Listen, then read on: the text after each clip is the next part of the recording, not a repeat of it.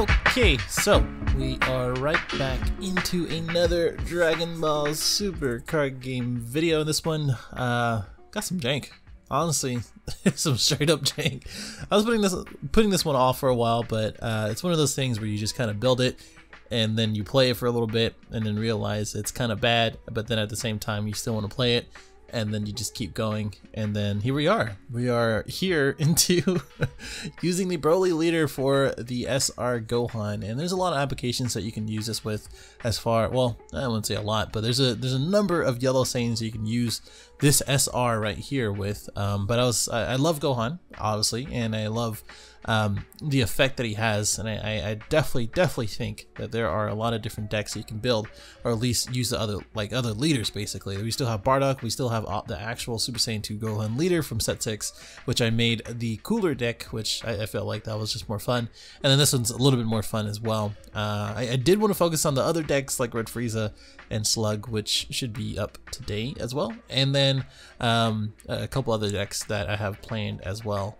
But if anything, let me know what you think about this deck if you've been building this SR as well. Subscribe if you are new, and dislike if you like it towards the end. And of course we have gameplay. The timestamp should be in the description. So let's kind of get into the deck itself. So why did I pick Broly over everything else? One, didn't want to make two decks with Super Saiyan 2 Gohan, so I didn't want to do that. I didn't really want to give him a chance as far as his own archetype. He probably works pretty well with it, to be honest with you, especially the time to fight starter deck Goku and Vegeta. But I was like, whatever. I was just like, this sounds more fun. Restaining something that rests all of their energy, yeah, that sounds more fun. If you don't know what the Broly leader does already, I already made my GT deck, and there's countless of decks out there at this point with Broly. He is a very good leader, and he's still trying. Okay, let me back up a little bit. He is definitely putting. He's gonna find his place in set 6, definitely. I think he's still a really good leader. I think he should not be underestimated, and a lot of different abusive Shigesh type decks are gonna be Broly, but this one, not so much. This one is definitely gonna be the mono yellow bootleg high mastery Super Saiyan 2 Gohan with Broly. And I mean, it's like I said, it's not a bad deck, but for Broly, he attacks, choose one card from your life, add it to your hand, and you draw one card. And he's flip 2 for active, which is pretty important in this deck when it works perfectly. And then of course his backside is that you when it attacks, it draws. You choose one of their battle cards in rest mode and switch to rest, or one of their battle cards switches to rest mode. Another one is that you take a life and untap one of your cards. It can be any of them, including field cards, energy, etc., which is going to be very important in the gameplay. I got a little desperate going further into the game, and I knew I had to make something happen, which is why I did it. And he also did an attack, which is another kind of gripe for this deck, which, you know, it's a good thing. Like, I was going to redo the gameplay, but I just didn't have time. Also, it's a good way to kind of showcase what you have to look out for versus different types of decks. Other decks that actually do attack, this deck is pretty good, and it's pretty easy to pull off. Or I wouldn't say easy to pull off, easier to pull off, but the chain itself is pretty difficult. So going left to right, ignoring the Sentisfu and Mira, which both of them are just finishers. This is just so you can draw more, since you're going to have 7 in the drop guaranteed anyway. And then Mira is just so you can restain him and end the game, which I've done in a couple other different games, not the gameplay that I'm going to show here. And then now we have this dependable Saiyan Trunks, which you look at the top 3 of your deck, choose one yellow Saiyan in among them and add to your hand. So we have a lot of targets. So that ranges from the Bardock, which we don't play Successor, so that's pretty important. The Gene, which is the blocker, which is pretty important because you're gonna want the Bardock anyway in your hand, and as well as Bardock Will of Iron. Gene, or Gene, that is, here to support, which I'll go into in a little bit. This guy, the Vegeta that ignores barrier if they're in rest mode, Shigesh, and as well as the other super combo, which is why it is pure hearted instead of Jocko. You're gonna be at 4 life anyway, pretty quickly, so it's not going to be that big of a deal as far as a 0 cost 10k anyway.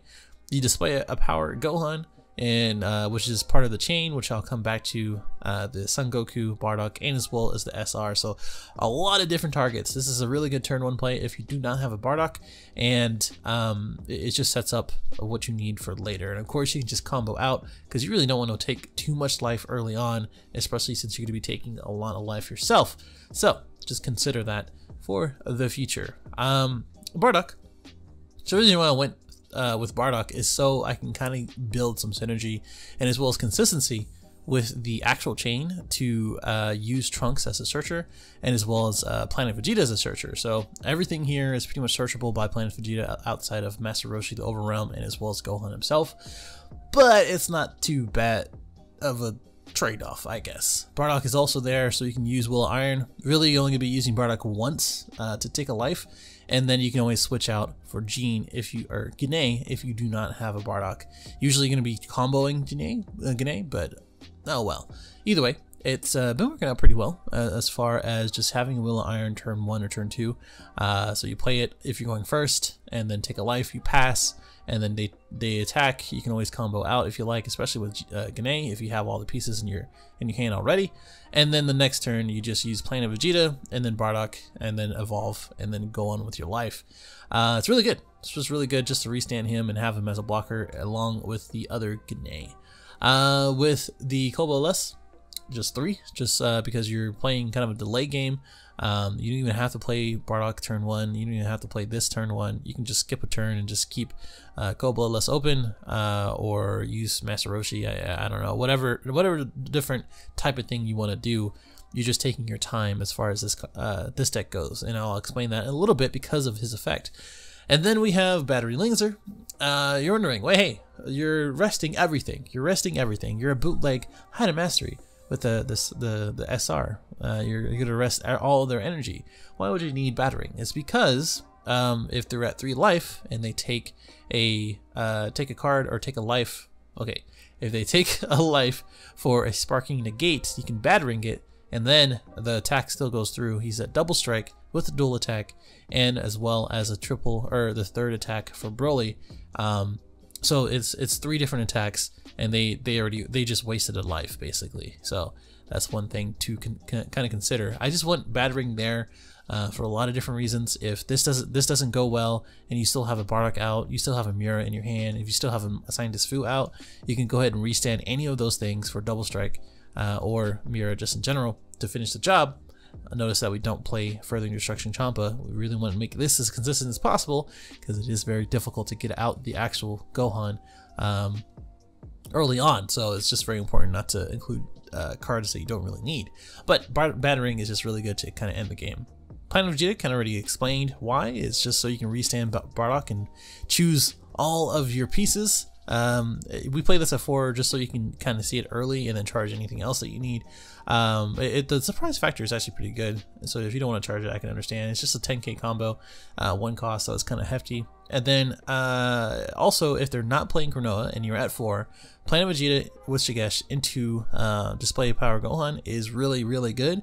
The only reason why I play 1 instead of 3-1 instead is just because Granola is kind of like a main board card going out into set 6 and beyond. So it's just there for situational purposes. You really, again, you want to play defensively. Even if you do have Shigesh into Gohan, he's just really just going to sit there with Barrier until they have 4 energy. And then Master Roshi, just because it's a 5k combo, I'd rather have this instead of a Time Magic in my hand, so that way I can combo out or negate and then combo. Time Magic is just there just for a lot of different matchups. It's just one of the best negates. Flying Nimbus could be used. I think I used both negates, and I was just like, Time Magic is a little bit better, just so I can use the blockers and then Master Roshi instead. Gane, since Bardock is out, in the video I have 3 free blockers in Gane, and he was playing Gogeta Shenron, I think. Yeah, I think he was playing Porunga Shenron, so you'll see that. So even if he does Gogeta me, I can just have my blocker just to block. So it's just one of those things of like more defense, basically. Again, you see what I'm saying. Gane, here to support, is you place the top 3 from the deck into your drop area. This is so you can get that sparking requirement. You just gotta be careful if you do not have every 3 the 3 pieces that you need in your hand. If you do not have these, do not use her. If you do have these, combo this on defense or attack and then combo, so that way you can have that sparking negate or that sparking requirement. Also, speaking of sparking negate, if you wanted to reduce this for 1 more, I wouldn't see that, or change this for, or I wouldn't mind that, or change this for Flying Nimbus. That makes more sense, or that would make sense. And then Vegeta, just so you go against a Deadly Defender or 18, which isn't very prevalent right now, or something that's preventing you, like Vegito, from finishing the game. This is really good, so that way you can go ahead and play it, untap 1, and then KO it, and just not worry about it, basically. And then Shigesh, kind of already explained that. Pure Hearted Goku, just for a super combo, kind of already explained that. And then Bardock Wheel of Iron, kind of explained that. So here's the deal. This is the hardest engine to play out of set 6. I will let you know right now. It's because there's so many situational things and so many requirements for this. And this is why I play Broly, just so I can have that early card advantage, and as well as hopefully play Shigesh. Again, 2-2 split, not a bad idea. I played with a lot of them. It's just, you know, I like the draw instead. Anyway, it's just difficult because of these 2 cards here. This guy is not that bad. You can just play him for 3 and then play your blockers out. But these guys is really the issue, or these guys are the issue, and you'll see it in the video of, like, since they are not attacking, it's really difficult to get them out. Now, the thing about this is that there's a lot of pros and cons to Son Goku Guardian Angel. This guy is really what you want on the field. It's really needed, and I'll kind of explain the interaction as far as when you get him out there. But for Son Goku, is that his permanent is that unless Display of Power Gohan, which is this one, is in your battle area, you can't combo with this. So it's a 10k 0 cost combo, which would be amazing. Everybody would be adding it if it didn't have that permanent. If since he does have that permanent. And basically, you can combo this. This is technically a free super combo if this guy is out. So on offense, it's really good. And then on defense, at the end of the battle, his auto says, if you combo this card from your hand during your opponent's turn, if your lead card is Yellow Saiyan, which is why we're playing Broly, or the other Super Saiyan 2 Gohan, play this card in rest mode, and you can't play for the rest of the turn. You can't play multiples, which is stupid. There's just so many dumb requirements. So like we didn't need the requirement. Well, I think the Yellow Saiyan requirement should have been reversed. So permanent should have been Yellow Saiyan. You can't combo this with unless you have a Yellow Saiyan leader. And this one, it says during your opponent's turn, you can rest it. So like the Freehan, you can rest it for free, right? So it's a 0 cost 10k, and then you rest it. But the thing is that this man is 10k. People always attack him. It is stupid. Against Shenron, it wasn't too bad. It's just that Shenron doesn't attack. So there's like a whole thing. He doesn't attack, but since he didn't attack, I can't combo it for free. I had to hard cast it. So that's where the issue is. But with any other against any other deck, they're going to be attacking it. So what you really need to plan out is the most likely last attack that the person's going to be attacking, or going to be using one of your counters or your blockers in order to defend this man, because that's what you need. Because his activate main is that you pay 3, you choose one of these guys here, and then you place it in a drop area, and you choose one finishing blow Son Gohan in from your hand and play on top of this card. So the thing is that you first really do need to attack with him. So unless you're playing against blue, you probably shouldn't. In the effort of avoiding Bafuba, and then for any other turn you can just attack. He's a 19k. It's just whatever. If he's rest mode for some reason, like he gets time magic, he's a 20k on their turn. So you know, but you're gonna be attacking him, get a free attack out, play him for 3, or activate main for 3, and then play him on top. And again, if you want to go the route of using Shigesh to get him out as quickly as possible, then do that. I think that's really good in order to use Planet Vegeta as well as a dependable Saiyan Trunks in order to use his ability to get him out as quick as possible. But the thing is that for finishing both Son Gohan, is that you still require for the opponent to have 4 or more energy. And if there is a Son Gohan or Son Goku Guardian Angel underneath the card, you switch all of their opponent's energy into rest mode, and it gains dual attack for the rest of the turn. So now you're looking at a double strike 30,000 dual attacker, and basically you get 3 swings of 30,000 double strike. That's the whole reason why I wanted to play this, in which again you can take a life and then restain him and attack. So again, The reason why I keep it this way is because the gameplay is that way. In the whole premise of turn 1 to 3 is to get Will of Iron out, get the Gnaze out, get the Display of Gohan power out the third turn, and then fourth turn you don't awake, or the third turn you don't awaken, you pass, you block whatever you need to do. You can time magic if you like, and then the next turn, or you defend with the Son Goku, play it in rest mode, and the next turn, that's when you swing with him, activate the main effect, rest all their energy with this man, and then swing 3 times with double strike, dual attack, 30,000. Another option is also to find room for Gane, the other Gane, so Videl, the one that draws and gains 5k, so that way you have a little bit of draw power. This deck doesn't really focus on draw power, again it's more defense and getting this man out, so one of the options should be the Videl. As far as sideboard, minus Killing Zone is the number one thing to kind of consider. 1 cold blood less, or a preemptive strike for this guy or this guy. You can really play pretty much infinitely. And then we also have what else? We have Cronoa. So Cronoa, since this guy doesn't have barrier, Shigeshin to kick Goku or something else, can really just end the day. Like it can end the play and just doesn't work out. So you can find room for those different things either in the sideboard or in the main board, but those are the things you kind of have to watch out for. Would I change anything? I kind of already told you. So let's go Gohan into the gameplay. Let's go into the gameplay.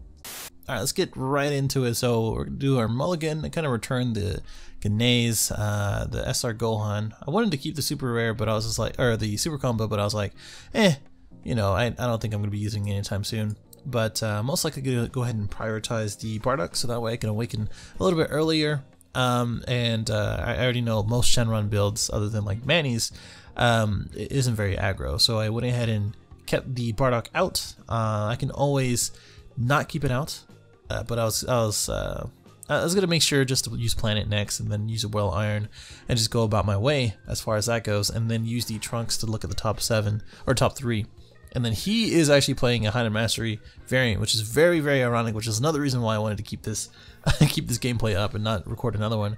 Yeah, this one was interesting. I don't think he was actually expecting this deck, basically. You know, this one just looks like a swap deck, just a regular old swap deck with some set 6 cards in it. But really, it is actually interesting to kind of see this archetype out of nowhere, as he gets these 3 Dragon Balls, which is always nice, and then the Successor of Hope, which is also very, very annoying, because now he's thinning out his deck and getting more and more cards in his hand, including this Bardock, which is annoying because now he gets to swap out after he attacks, which he's definitely gonna do.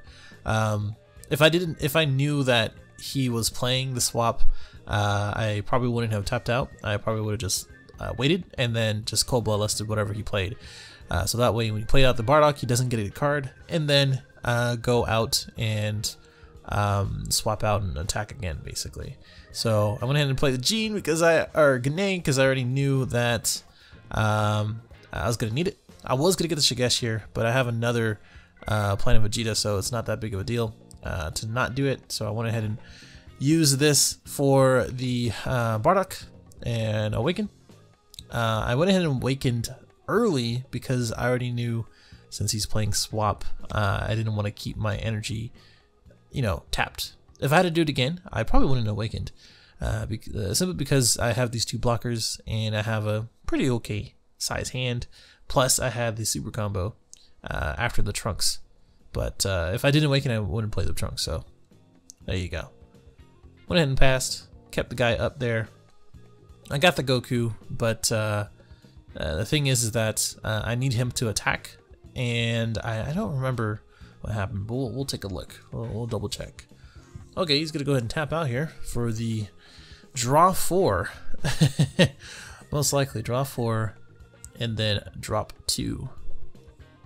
It's pretty good. I think this is pretty good. I think this is also a deck, or type of deck, as far as wish leaders go, for the Super Dragon Ball, and as well as the Hidden Mastery or Path of Greatness, because you do need that 7. And I was just counting on his balls here, I think he's gonna have to draw another or drop another one, which he did for the Path to Greatness. I think he awakens pretty soon here as well. So we will see. He said no target. Okay. But again, if I had to do it again, I would probably go ahead and not awaken. Just do it that way. This is an interesting play here. To draw, but not use the personal ambition. Personally, I just would have used the personal ambition and then get the draw and untap. But that's just me. So no negates here. Got another super combo, which I just wanted to put on or apply on just a little bit of pressure. With 25. Did not have the Gohan, so I had a couple choices. In that, basically using the Plan of Vegeta for searching the Gohan, since he's a 3-drop, or searching for a Shigesh instead. I had a weird type of thing going on there, so it was a delay. I don't think he liked it. Went for 30 double strike here, so to put him down to 3, just in case. Just using these super combos. Applying pressure. I said fuck it. I had 4 in the drop, or in the deck, so I went ahead and took a Shigesh instead. But the thing is now, again, looking back, this is why we commentate. I don't know if it was the best idea to get the Shigesh instead of the Gohan, because now I'm taking a chance in not finding the Gohan. Another thing is that, again, the Goku has to be played on their turn.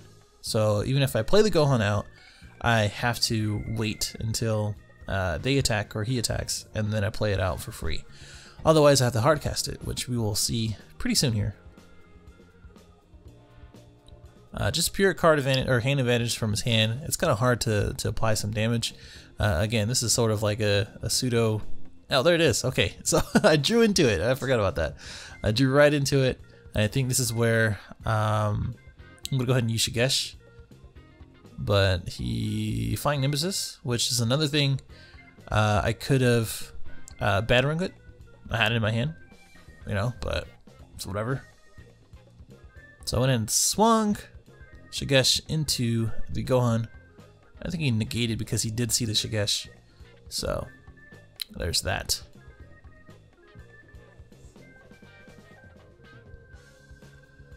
I think I play the blocker for free after I swing here. Actually, let me see. Alright. Uses the Gane to get the 7 in drop. I think after the Gane combo it is 7. Super combos, as you can see there, that was 7. And then I play the Gane. But I think what I should have done here is actually play or hardcast the Goku. But what I think he was about to do, which is another reason why, well, I think I could have done it here. Again, not the best gameplay, but I wanted to be ironic and to show the things that you're supposed to be doing. But the thing is that, you know, I'm gonna go ahead and Koboless whatever he plays out. So. Koboless the How to Master or the Path to Greatness. If I hardcasted the 3-drop, there was a concern that he can go ahead and just attack multiple times. But seeing my board right now, I probably should have just you know, basically just let it happen or just hardcast it. So this is a decision where I'm like, you know, do I want to do this or do I not? So here's where it gets a little bit difficult, in which I had to take a life and then untap and then activate his main effect, put him in the drop, and then untap all of his energy. The reason why I didn't attack beforehand is that I didn't want him to Flying Nimbus and then just ruin the play. So the only thing he could have done is Power Burst, and if he did, he's kind of helping me anyway. So this is kind of taking a chance. Honestly, I was just telling him this is a bootleg high mastery, so he went ahead and tapped all of his energy. And I think he was kind of aware beforehand that, you know, I probably should have, or he should have not attacked. I think he was aware of that. Only downside of this is that now I only have 2 swings with Gohan. He does take the 2, so that helps me out a little bit. Even if he takes the 1 here, that's okay, because I just wanted to see another card for a combo piece. Which he does combo out of it, which is interesting. I would have took it, honestly. I said 30 double strike.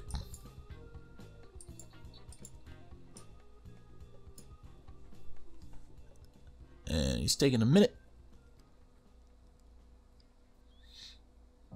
And he says that's game.